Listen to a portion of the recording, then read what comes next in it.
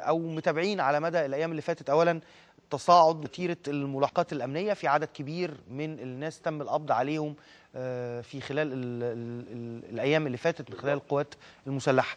هل أحداث زي دي نقدر نقول أنها أحداث يعني انتقامية أو محاولة لإعلان الوجود؟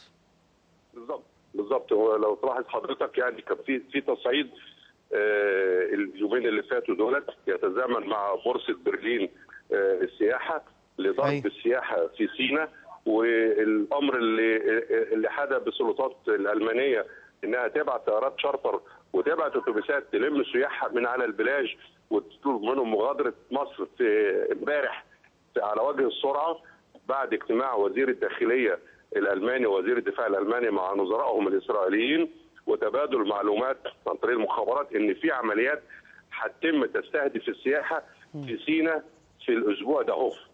وده بيستتبع طبعا نشاط مكثف من القوات المسلحه ومن الامن الوطني ومن الشرطه بتستهدف كل العناصر التكفيريه والارهابيه بضربات استباقيه، يعني كنوع من الانتقام او الانتحار يستهدف اي سياره جيش او اي سياره شرطه. بس واضح ان حصل عليه رد من العربيه، وان العربيه كانت مؤمنه بدليل ان ما فيش قتلى في الاتوبيس اللي بينقل المجندين، وتصادف مرور المهندس دهوت فاصيب او قتل الى رحمه الله استشهد، والعسكري اصيب بانهيار عصبي. لكن هو لو ما كانش فيه تامين كافي كانوا خلصوا على الاتوبيس كله.